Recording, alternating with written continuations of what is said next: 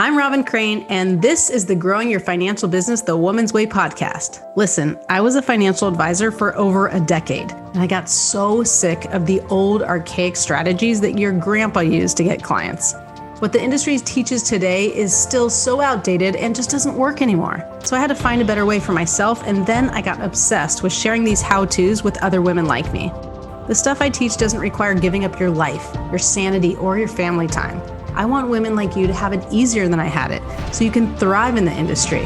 I've now helped thousands of women grow their financial businesses to multiple six figures, some even seven figures per year. So on this podcast, you're going to get an inside look at how they did it so you can do it too. Let's dive into the show. Hey, welcome back. I am here with Karen Pudetti. And she was actually born and raised in upstate New York and graduated from Nazareth College with an accounting degree. So she began her career as a CPA, but now she actually made her riches and even has a book called Rags to Riches from a salon, right?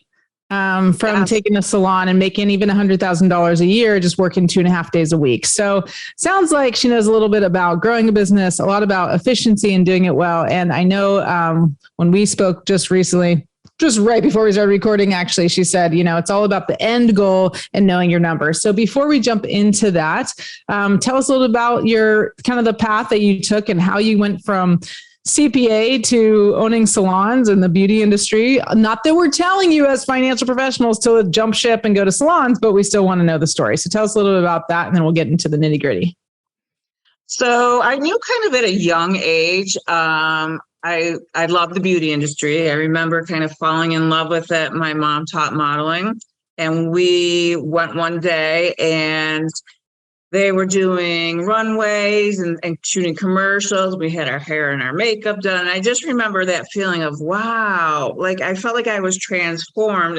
And I was just like 8 years old. And I thought, wow, at this moment, I feel like I can do anything in life. I really felt that at such a young age. And I just remember loving the feeling. So after I did the CPA world and the Fortune 500 companies, I was just like, this is not my passion. This is not who I am. And I started thinking, I remember that feeling and I love that. And I thought, I want to help people feel better, look better. So I quit a financial job, making a ton of money. And I went back to school and got all my laser, electrolysis, aesthetics, all my licensing. And I really, at the time, wanted to be a stay-at-home mom as well. So I started working 2.5 days a week. I was making $100,000. I kept saving and saving because I thought, okay, I'd like someday to have a business outside of the house. And I knew it then. I wanted to own a building, and I wanted to have that as an asset. And I wanted to have a business where I could be anywhere and have the people in the roles that they needed to be in so I could do other things as well. And the one thing I loved about our industry, I didn't want someone telling me how much money I can make.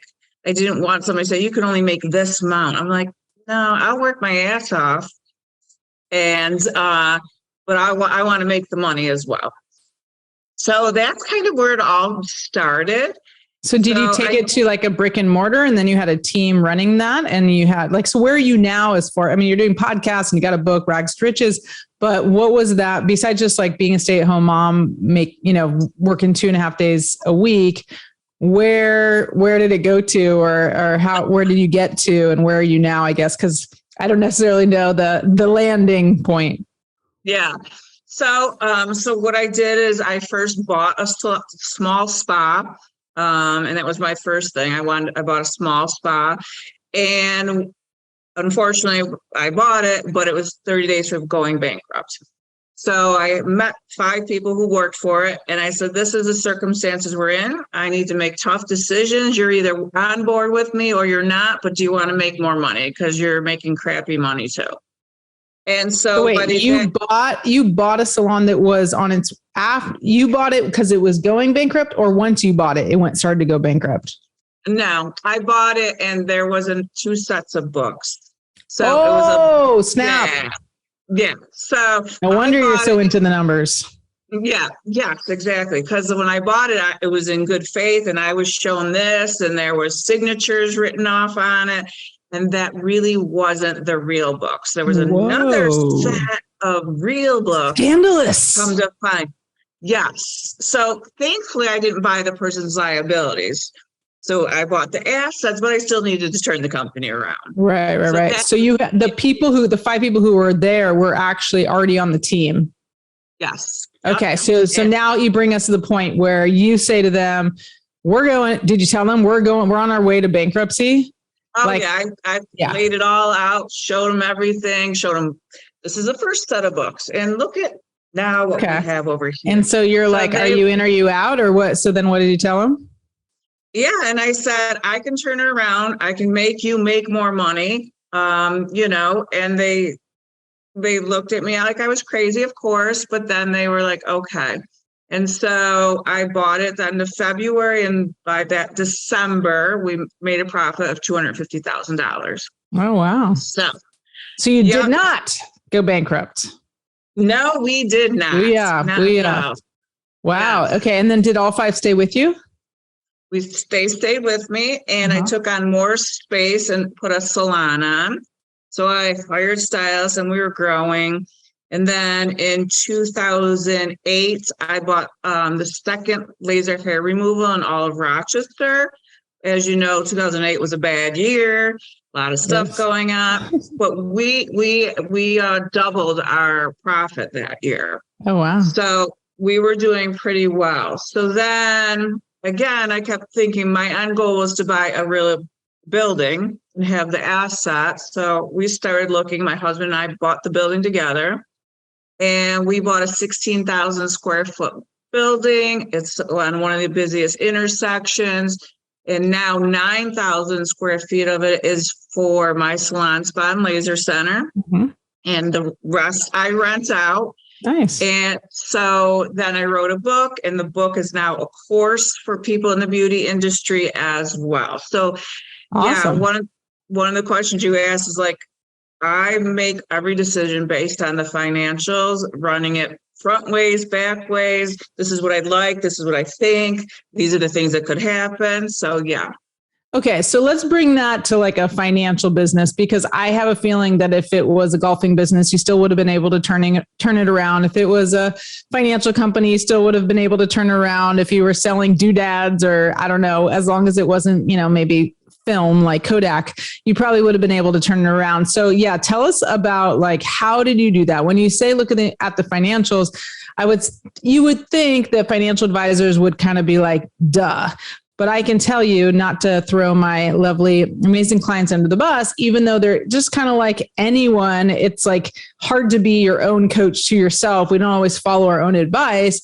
Just like why advisors need coaches, and coaches need coaches, and therapists need therapists. It's like business coaches need business coaches. Like we always have blind spots, right? But I do find that financial advisors know, hey, high net worth client, like, of course you need to understand your numbers. Of course you need a financial plan. Of course you need to make decisions based on where you are and where you want to be. But then oftentimes I find that, the clients that come to me, they're not necessarily clear about their numbers. They don't necessarily even know what KPIs are. And again, not to throw them under the bus, but the focus of becoming a financial advisor is not actually wearing the business owner, wearing the entrepreneur hat. It's actually more about getting licensed, knowing what products that are going to be best for your clients, understanding how to do a financial plan. Even as a CFP, it's all about retirement solutions and taxes and all these things. It's not about how do you actually be a business owner and grow a business successfully.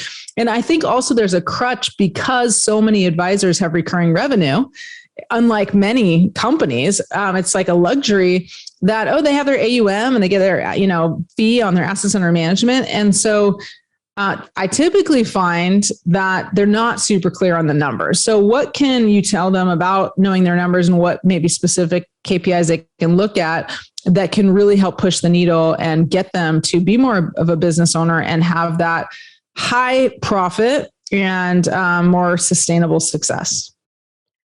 So first of all, my first thing is, every industry has their own kind of set of numbers. Like, for instance, in the beauty industry, 50% of what comes into a salon spa is going to be paid out immediately in commissions or salary. So we have that working against us. So you really kind of need to know your niches a little bit for each kind of industry, or who your person is, or what they have and what they're looking for. So when I say that, it's like for our retail sales, we need to know exactly where there is, because we need to know if they're in the 18%, 22%. So when I say look at it, I want you to go line by line and kind of say, is this in the right norm? Because I'll bet at least half of them, you'll say, oh yeah, yes, yes, yes, yes. And really at the bottom line, you could probably find anywhere from $10,000 to $25,000, $30,000, because you're not really where you're supposed to be. Okay. So I can help you with that. So for example, like just insight as far as what type of expenses you're talking about, expenses and lowering expenses. Is that what you mean? Okay. Yep. So yeah, obviously it's a different industry, but I think there's so much we can learn from other industries. So, so they have it depends, right? If they own their own RIA firm, which is similar to you saying, well, yeah, and then they have other advisors under them, they're going to have commissions similar, and depending on how those people are paid, it may be that they have a certain haircut. So, they might keep a certain percentage to start, or it might be an override. But most, I would say, I'm guessing who's listening, and please correct me if I'm wrong and send us a message to support@robincrane.com and say, you don't know what you're talking about. This is what I'm going through, because I'm only guessing the people I usually attract. But typically they're on some sort of commission based on either assets under management, and you don't really think of it as a commission. It's more like an asset-based fee, or they are on a commission, maybe insurance, or maybe some sort of commission, depending on what products they put people in.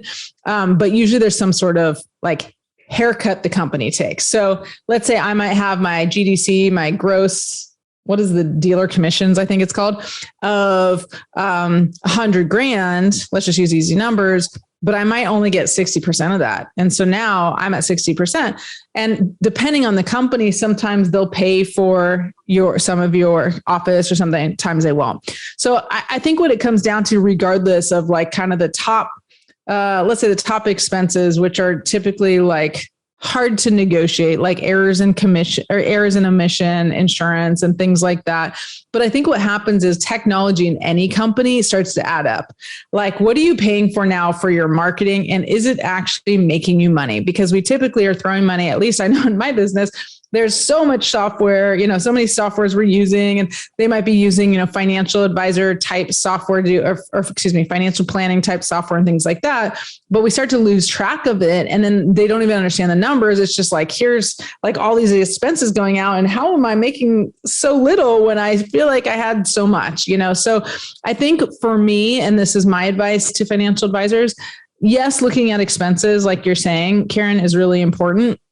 And there's probably wiggle room there for everyone. Are you really taking advantage of that? Even human resources. If you have someone on your team, are they at full capacity? Are they really being utilized fully? Because most people aren't. And you find that you end up, letting go of someone, and before you know it, the one person that's left ends up doing both and is totally still fine because they rise to the occasion, right? But I think the other thing is KPIs. Right? It's what is actually your key performance indicators? What is pushing the needle? And I know I'm going off on a tangent here, but for example, we have something called the 7-step marketing plan. And what we teach there first and foremost is just to get clear on where did your last ideal clients come from? Where did the last clients come from in the last 12 months? Who is actually an ideal client that you want to duplicate? Which source of marketing or prospecting did they actually come from? Are you putting money in there? Are you putting team in there? Are you putting time and energy in there? And then we optimize, because so many people are just I'm doing a bunch of stuff and I don't even know where the clients are coming from. It's not really intentional. I work with anyone and everyone. And so they don't even really look at those marketing KPIs. And so they can't duplicate or replicate their results. So anything to add around that? I know I had to kind of bring you to the industry here, but make sure that they can relate to what you're saying. No. And you know what? When you talk about your niche, when you market to everybody, you're marketing to no one.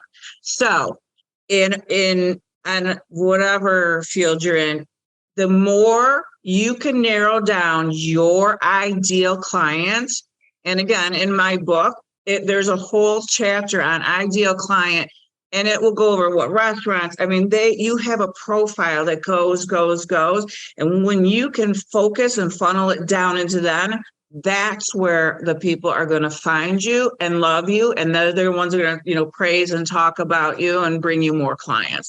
So ideal is always the best. And I do see that often where people, I'm trying this. And you say, okay, what is working? And they're like, I don't know. I'm doing a lot of things. They're all good. They're all great, but you don't even know what's working, what isn't working, and where you're getting your leads.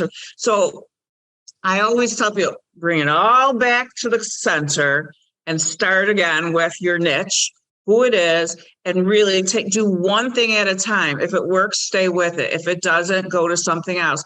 Because like all of us start trying so many things because we want their ideal client, and we're trying so many things, and it just doesn't end up working that well. So really narrow it down as much as possible and have that one person you're marketing to, because they will be the ones who will find you. I love that. And I love that you said one person, because I'm super obsessed with that. I actually call it cloning your ideal client. And you can get her book, Rags to Riches. And I would supplement that also with podcast 94, episode 94 here. It was on November 2nd, 2022. I just looked it up, but how to find and clone your ideal client. I talk about that all the time because it is gonna save you so much time. I mean, you guys are so busy servicing clients. It's like the thing is with financial advisors, it's like you get clients and they hardly ever leave, which is the best thing about it. It probably happens a lot in your industry as well, because it's like people go to the same place to get their haircut. If you're going to get, all this anti-aging done, you go to the same place and you have to go forever. Unfortunately, we keep aging. But once you get really clear on who that is, you can market to them and so that you're not just so busy that you're trying to do everything. So you're servicing all these clients and you got to just go get ideal clients. I talk about how to just go after 10, because even in this industry, it's very high level and you don't need a ton if you get the right client. So I love that. Talk a little bit about the end game. So end goal, I think you said, so when you're talking about like the end goal, what is it that specifically that you teach or that you talk about that will really help them kind of skyrocket their revenue? Because I think too, it's like, okay, know your numbers, make sure you're really clear about that niche, your target market, or what I call the ideal clone. But how have you really gotten clear on the end goal that's helped you? What I would imagine is like well beyond what you even at first maybe thought possible, like to be able to grow even faster. Yeah, so one of my things I always do when I go, because I always did consulting for salon spas around the United States, I'd go into them and you would think everyone, yes, everyone wants to make money, but what is your goal? Do you want to retire in France or Naples, Florida, or the cottage? I mean, where do you want to end up? Where do you want to be? And how much do you want in the bank? Where do you want to be? How much do you want to be in the bank? How much do you want a legacy for children or not? I mean, exactly. If you could iron that out, what age do you want to have it done? And then you start saying, okay, you are here. You're going to want to get here and be as clear as possible. If you want the Maserati and the, something, put it all down there. And then say, okay, in order to get from here to there, you need this, this, and this, X amount of money. You're going to have this in savings. You're going to have to, if you want to pay for your kids' college education someday. Sounds like you're a financial advisor. But really, I mean, so when I went to my, some people are like, I'm happy making 150,000. Some are like, I want to hit the $10 million mark and then I may retire. But when I retire, I'm going to still be doing something. So you got to figure out exactly where it was. Like I knew I wanted a building at a young age. I knew I wanted to leave a legacy for my girls. I knew like I wanted to pay for their kids' college education. So I have like a whole list of stuff that I've been working towards and doing. And then I have my, 1 year, 3 year, 5 year plans, and I keep checking it off, trying just keep moving forward to get there. So, and do you read that? Like, do you have goals that you read every day, or you look at, or a vision board? What is your philosophy on that? I have a vision board every year. And so I've kept them for the last 25 years, and they're in a file. I have 2 daughters. I make them do it just to see where they are. So I do that. We have family goals, like, we're going to Europe on vacation. So we do that as well. And yeah, I look at them all the time. I haven't even decided if I want to retire. I would be much older because I would drive everyone in my family nuts. So I know I need to be busy, but in the meantime, I want to do, my thing. So yeah, I am very goal oriented. If you don't write it down, if you don't continuously look at it, I have month plans, I have year plans, and that's how I've always done it. If you don't have a plan, you're never going to get there. It's like losing weight. Yeah. And again, oh, go ahead. I'm sorry. No, it's just, you can't keep eating your cookies and think, yeah, tomorrow I'm going to drink more water. And it's not going to happen. Yeah.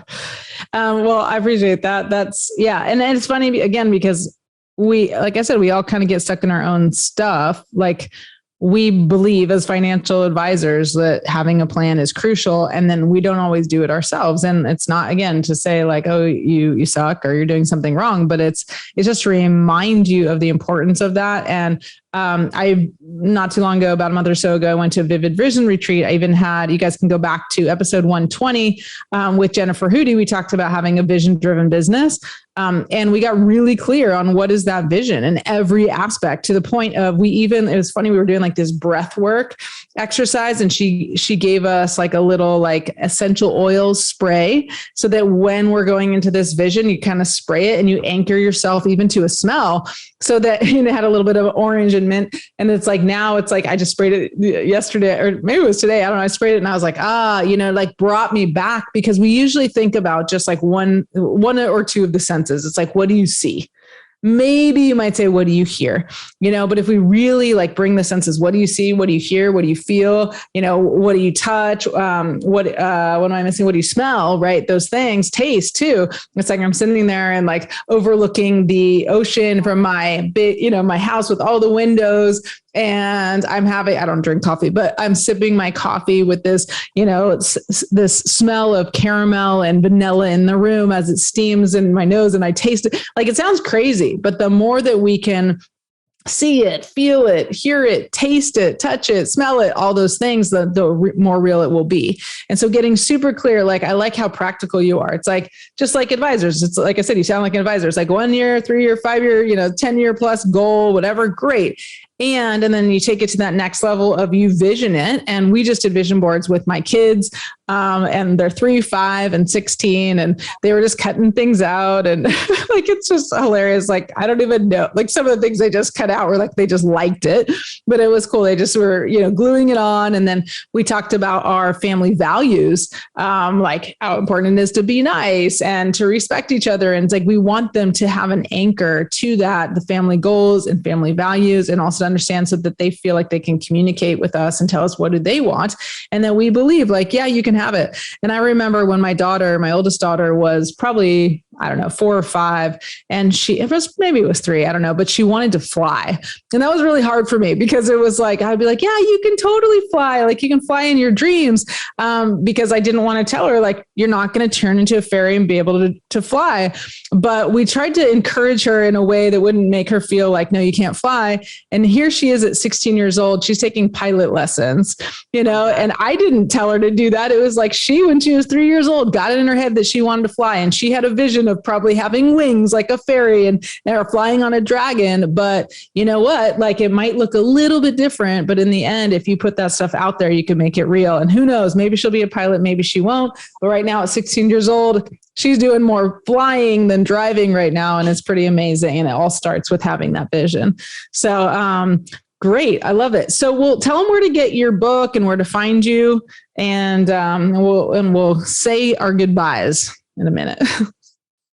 Okay. You can get my book, www.iconicriches.com, rags to riches. And then the course is iconicriches.com, rags to riches in action.